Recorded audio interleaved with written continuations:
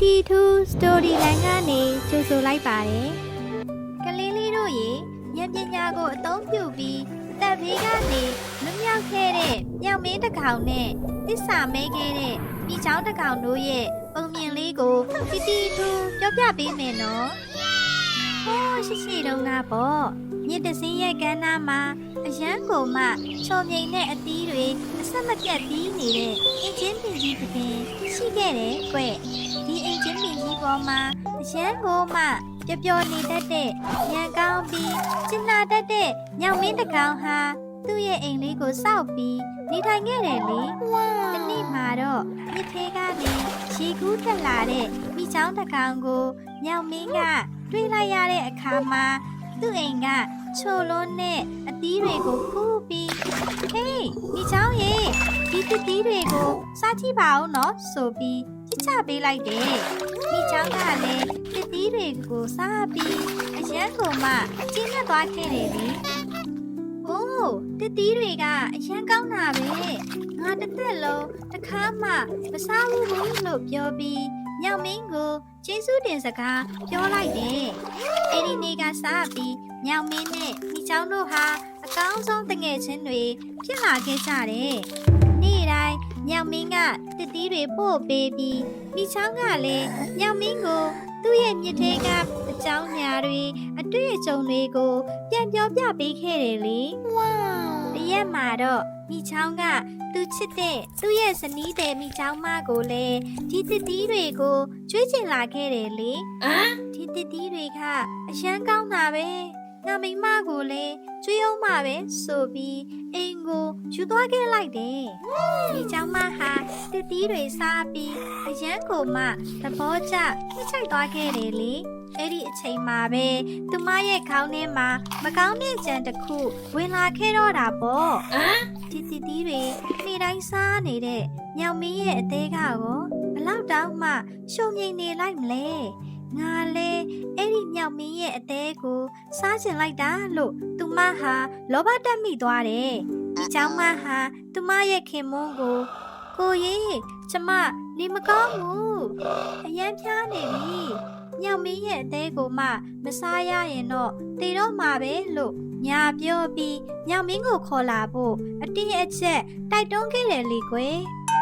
ရိုးသားတဲ့မိချောင်းဟာသူ့တငယ်ချင်းကိုတစ်စာဖောက်ရမှာစိတ်မကောင်းဖြစ်နေပေမဲ့ဇနီးတဲ့ရဲ့ဖိအားကိုလည်းမခံနိုင်မဲနောက်ဆုံးမှာတော့မိတ်ဆွေကိုတတ်ဖို့ဆုံးဖြတ်လိုက်ရတော့တယ်နောက်တစ်နေ့မနက်မှာမိချောင်းဟာညောင်မင်းစီကိုသွားခဲ့ပြီးဆွေညောင်မင်းရေ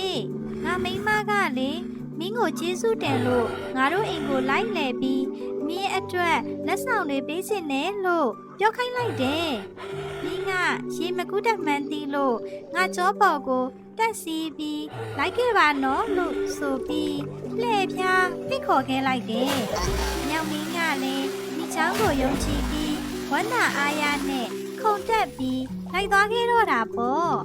မြစ်လေကိုရောက်တဲ့အခါမှာတော့မိချောင်းကရုတ်တရက်ရက်လိုက်ပြီးဝန်ခံလိုက်တော့တယ်အဆွေမြောင်မင်းရဲ့ငါတောင်းပန်ပါတယ်ကွာ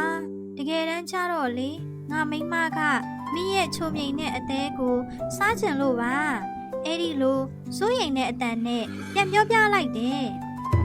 ညောင်မင်းကအဖြစ်မှန်ကိုကြားလိုက်ရတဲ့အခါမှာတော့လုံးဝမကြောက်ရွံ့ခဲ့ဘူးနော်ညံကောင်းတဲ့ညောင်မင်းဟာချက်ချင်းဆိုသလိုပဲအလျင်အမြန်စဉ်းစားပြီးအကောင်းဆုံးညံကိုထုတ်သုံးလိုက်တယ်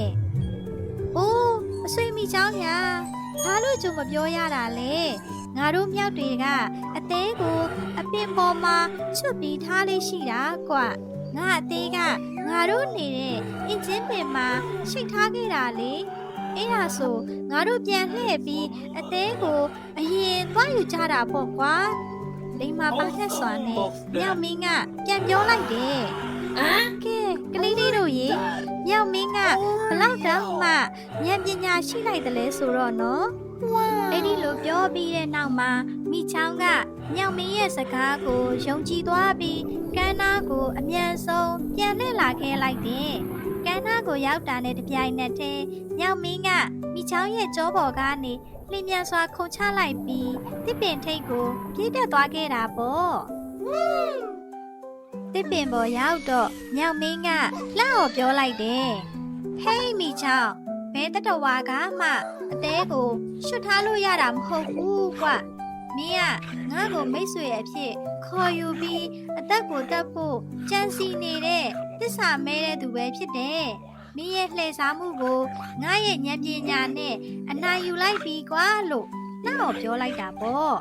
အဲ့ဒီအချိန်မှာမိချောင်းကလည်းချက်တဲ့စိတ်နောင်တရတဲ့စိတ်တွေနဲ့ခေါင်းငုံပြီးခြေထဲကိုပြန်ဆင်းသွားပါတော့တယ်ကွယ်အဲ့ဒီနေ့ကစပြီးမြောင်မင်းဟာမကောင်းတဲ့တငယ်ချင်းတွေကိုဘယ်တော့မှမရှုံးတော့ပဲအမြဲတမ်းတတိရှိစွာနဲ့နေထိုင်ခဲ့တော့တယ်မိချောင်းဟာလည်းသူ့ကိုအမြဲတမ်းတစ်သီးတွေကျွေးမွေးတဲ့မိတ်ဆွေကောင်းကိုဆုံးရှုံးသွားခဲ့တော့တာပေါ့ကွယ်ကဲကလေးလေးတို့ရေပုံမြင်လေးကတော့ဒါပါပဲကွယ်ကလေးလေးတို့ရေဒီပုံမြင်လေးကလေကိုကညံကောင်းရင်ဘယ်လိုအနေမျိုးကမနေမဆိုလွတ်မြောက်နိုင်နေဆိုတာရဲ့မကောင်းတဲ့မိတ်ဆွေတွေကိုခွဲခြားသိတတ်ဖို့လိုတယ်ဆိုတာရဲ့နောက်ပြီးတငယ်ချင်းမိတ်ဆွေတွေအပေါ်မှာလည်းမကောင်းကြံခဲ့ရင်မိတ်ဆွေကောင်းတငယ်ချင်းကောင်းတွေကိုဆုံးရှုံးတတ်တယ်ဆိုတဲ့အကြောင်းအရာလေးတွေကိုပြောပြပေးထားတဲ့ပုံမြင်လေးပဲဖြစ်ပါတယ်နော်ကလေးလေးတို့ရေ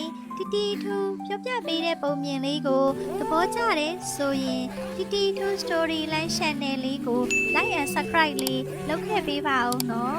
အားလုံးပဲပျော်ရွှင်စရာနေ့လေးတစ်နေ့ဖြစ်ပါစေနော်ကလေးလေးတို့ရေအားလုံးပဲတက်တာပါ